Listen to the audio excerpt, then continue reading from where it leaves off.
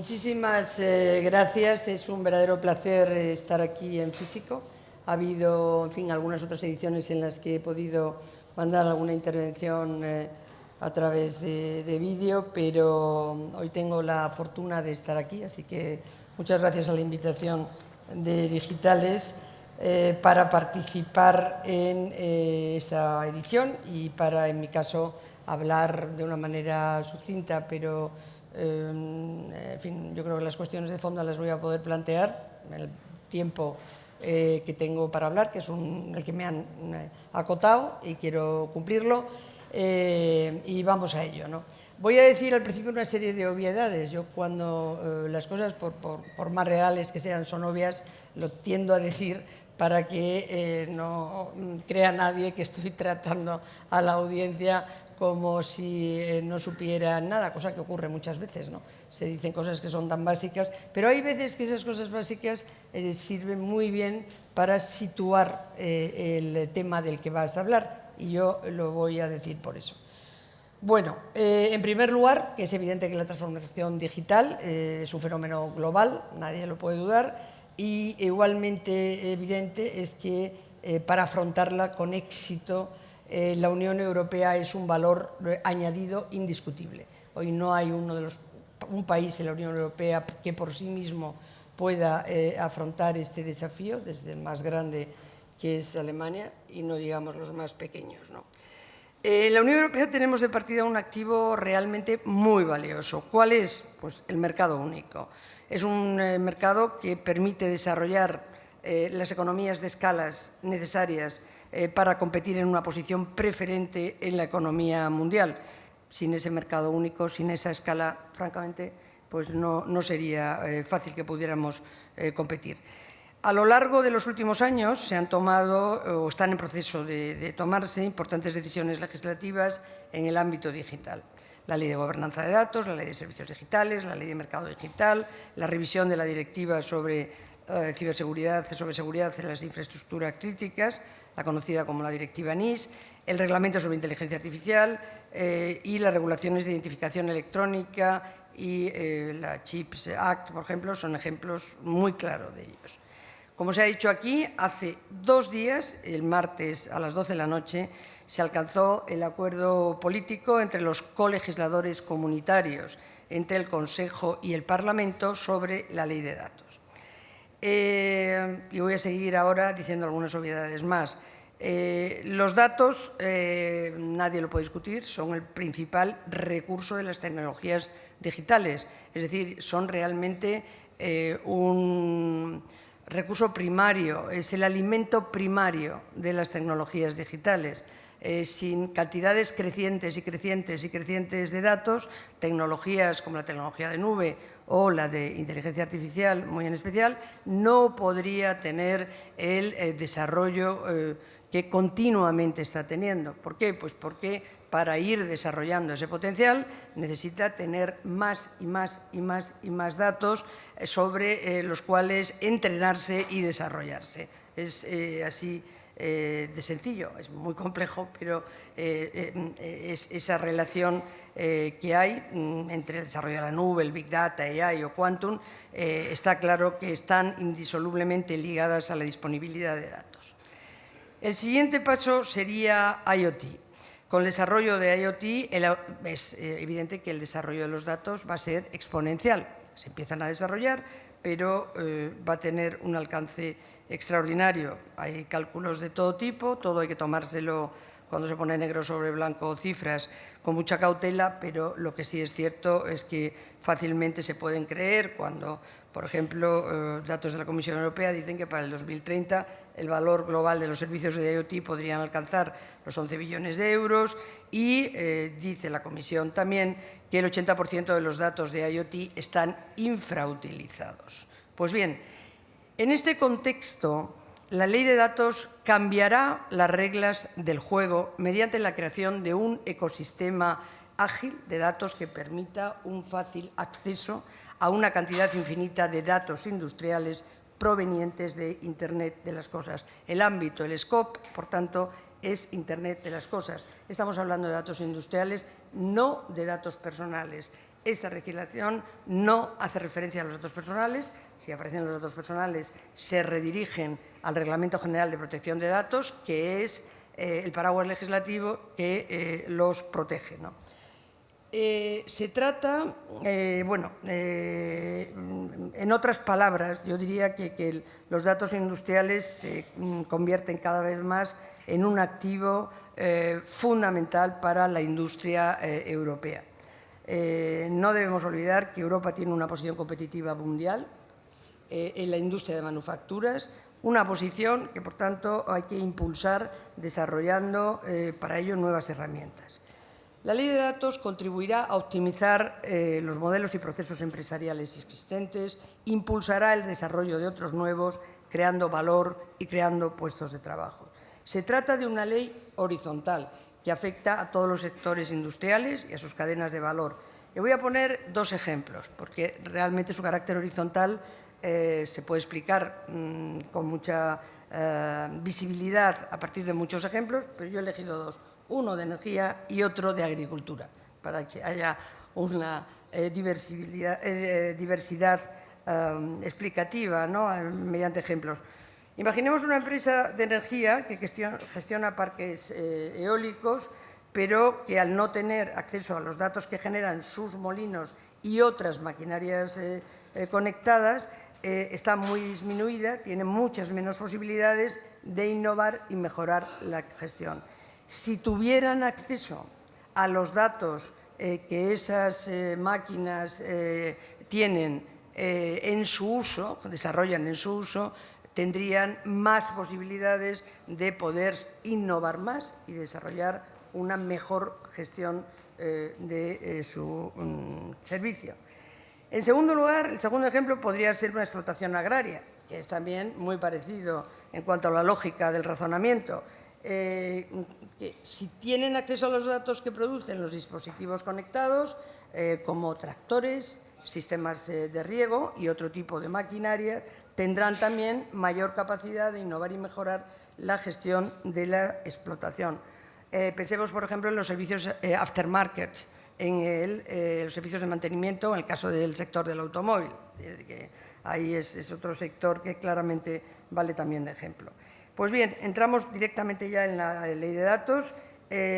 Hay un principio, voy a hablar de algunos de los elementos fundamentales. Hay un principio rector de todo su desarrollo, que es que el usuario, ya sea un individuo o una empresa, debe tener acceso a los datos producidos por sus dispositivos conectados y, en consecuencia, poder compartirlos. ¿A qué datos nos estamos refiriendo? Como se pueden imaginar, uno de los grandes problemas que ha habido es, y no venía bien definido por la Comisión en absoluto, ¿a qué datos nos referimos? Porque, claro, había muchas empresas que eran fabricantes y además de tamaños, como se pueden imaginar, extraordinarios, por su amplitud y por la capacidad de producción y por el valor económico, que inmediatamente planteaban el tema de los secretos comerciales, el tema de la propiedad intelectual. Obviamente, ¿no? Obviamente, si se puede acceder a los datos, entonces, ¿qué pasa con la inversión? Es decir, ¿dónde vamos? Bueno, pues todo esto ha habido que refinarlo, ha habido que aclararlo y de una manera muy básica, los datos a los que el usuario puede acceder son los datos sin procesar, pero con un nivel básico de procesamiento para que sean legibles. Es decir, si estamos hablando del puro raw data, es muy complicado porque no le vas a dar en bruto, pero hay un procesamiento básico para la lectura de esos datos. Quedan fuera de la obligación de ser compartidos aquellos datos que están sofisticadamente procesados. De esta manera se protege el núcleo del diseño y, de facto, los secretos comerciales. Además, el fabricante no está obligado a hacer que todos los datos estén disponibles por diseño. Puede optar por no poner ciertos datos a disposición de nadie, siempre y cuando él tampoco tenga acceso a ellos. Estamos hablando, y recuerdo, que el 80% de los datos industriales no se utilizan. Por otro lado, la Ley de Datos contiene disposiciones claras de responsabilidad por uso ilegítimo de datos y prohíbe desarrollar productos que compitan con los productos de los que se han obtenido los datos, cosa que, por otro lado, resulta imposible si no estás accediendo a los datos que constituyen el núcleo del diseño, ¿no? La ley de datos contempla también, y este es un capítulo distinto, la obligación de compartir datos con las autoridades públicas en circunstancias excepcionales. Aquí partíamos de una propuesta de la Comisión muy favorable a los gobiernos, muy poco favorable al sector empresarial.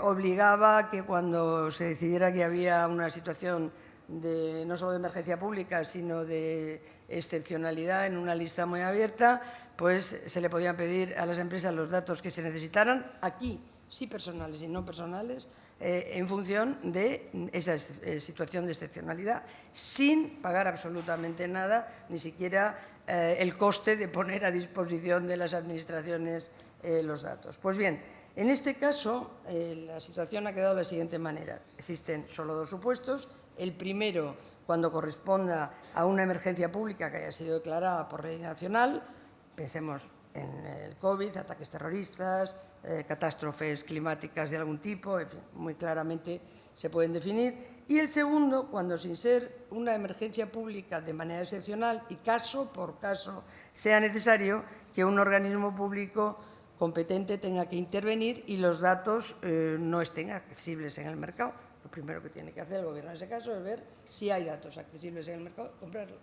Y si no, pues tiene que recurrir a las empresas públicas que lo pueden, a las empresas que lo pueden facilitar.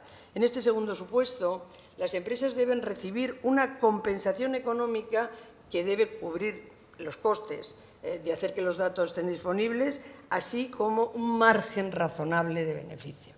Están excluidas las micro y las pequeñas empresas de la obligación de facilitar los datos. Estamos hablando, en el caso de España, que tenemos en general unas empresas en esos ámbitos de un número de una amplitud muy pequeña, o sea, estamos hablando de 4, 5, 6, 7, 8, 9, 10 personas, ¿no?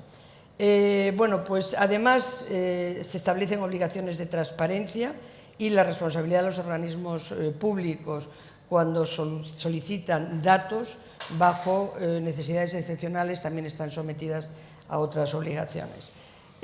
Con respecto a esta ley, trata también de los proveedores de servicio de nube y las facilidades para poder hacer los cambios de servidor en la nube de empresa que está prestando el servicio de nube. Y con respecto a los cambios de proveedores de servicios de nube, la ley de datos elimina todos los obstáculos para permitir que el cambio efectivo de proveedor sea posible y garantizar, por otro lado, la equivalencia funcional, que es uno de los temas que más se ha debatido en este capítulo concreto. En fin, para acabar en esta corta intervención, pero espero que al menos haya ido o eso he tratado a los elementos centrales, ¿no? Pero hay mucho detrás de todo esto, claro que se podría discutir y que sería sumamente interesante. Pero ya acabo. El concepto de soberanía hoy en Europa, del que tanto hablamos, en estos últimos 3 años y medio ha habido dos factores que han tenido y están teniendo una incidencia extraordinaria en el futuro de la Unión Europea y en la visión de la Unión Europea a largo plazo. Se ha incrementado mucho más la necesidad, la conciencia de que haya una mayor integración en algunos aspectos y de que estar juntos es mucho mejor. El togetherness que en inglés lo resume todo y que en nuestro idioma tenemos que ampliar un poco más las palabras para poder expresarlo, pues se ha reforzado. Lo ha reforzado el COVID, que las cadenas de valor, el hecho, porque ha puesto de manifiesto hasta qué punto todas las cadenas de valor estaban fuera y no había posibilidad ni de comprar los productos más elementales como las mascarillas, como los guantes y no digamos los respiradores, por ponerlo así, y muchos otros aspectos, ¿no? Que se necesitaban, muchos otros materiales, y la guerra de Ucrania a más.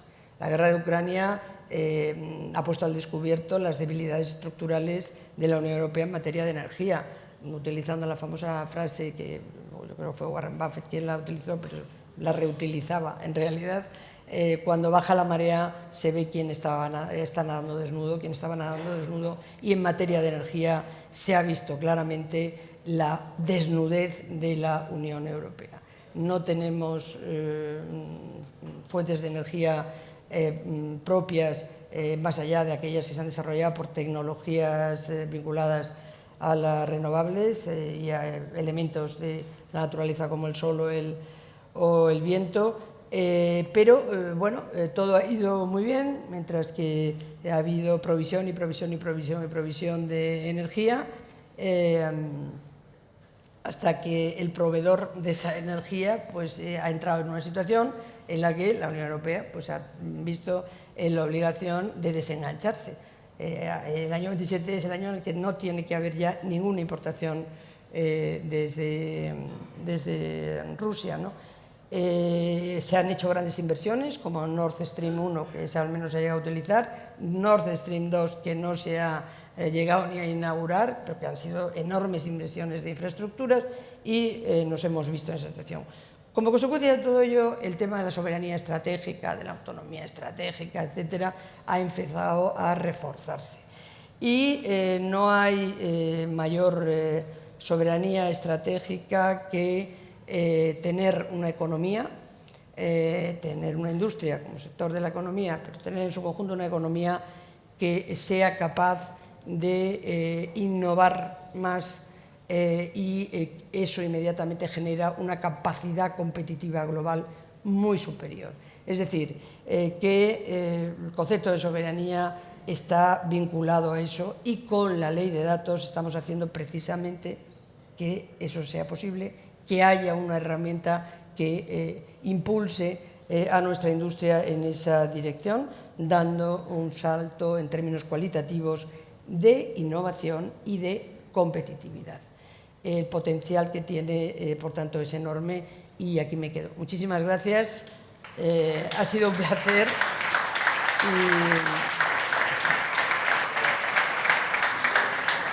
Y espero que tengamos algunas otras oportunidades. Bueno, muchos de ustedes, por una razón u otra, ya he tenido contacto desde hace mucho tiempo en Bruselas o aquí, pero, en fin, seguirá habiendo. Así que nada, muchas gracias.